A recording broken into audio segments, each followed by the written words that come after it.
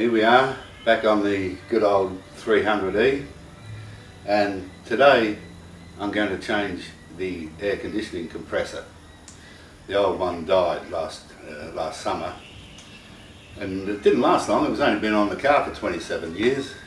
They don't make them to crash up these days, do they? Anyway, I'll tell you a little story first. Years ago, they had this thing in the world. It was called a hole in the ozone layer, and it was the only time that the United Nations agreed on anything ever, and they said it was the R12 gas in refrigeration air conditioning, including the car.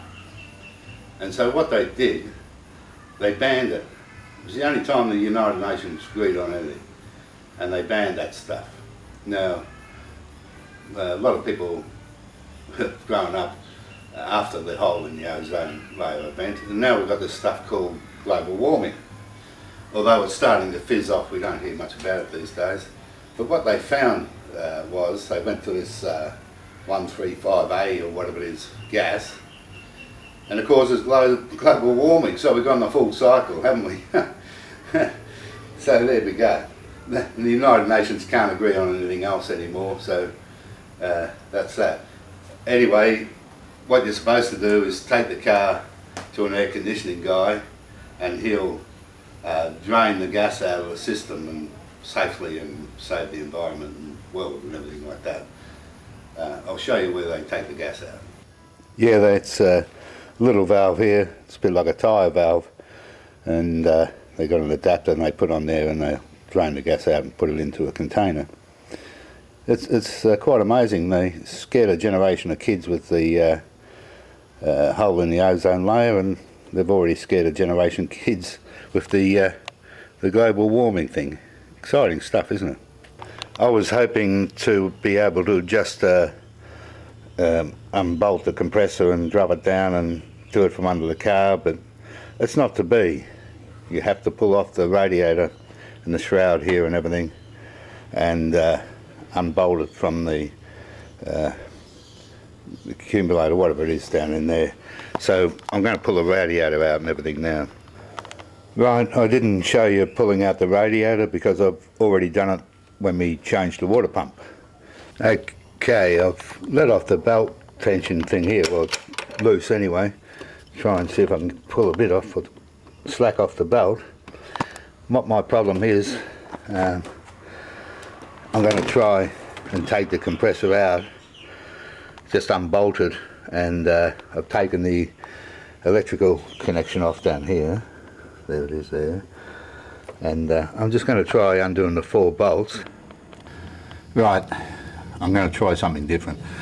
There's an Allen head bolt where that finger is. Let's zoom in. And I'm going to try and undo that. That holds these pipes onto a plate on the compressor. And then I'll undo these 4 bolts and see if I can slide the compressor away.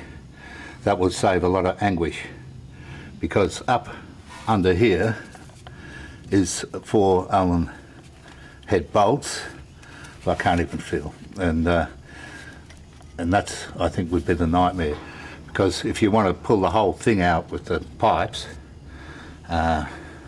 which is the way they say, it's a nightmare.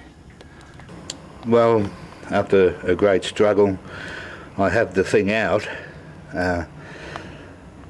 That's from undoing the 4 bolts that hold it there, and undoing the Allen head screw that bolts the 2 pipes on there.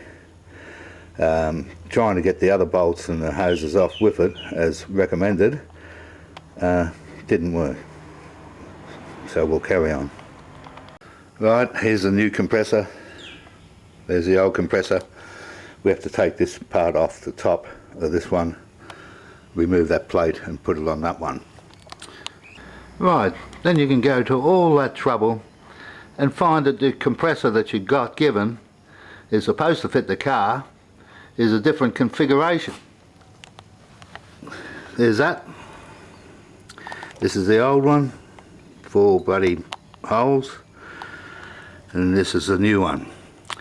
So I've got to go up and research now. Well, I just put the old air compressor for the air conditioning back in. What a pain in the bum. And now I've got to put the radiator and stuff back on, put the belt back on. Yes, such is life. You win some, you lose some. And wrong part. And it says there, first time fit. Well, it's going to be second time fit now. I have to send the thing back to the US. And that's going to cost me probably $70 Australian or something. That's it for today.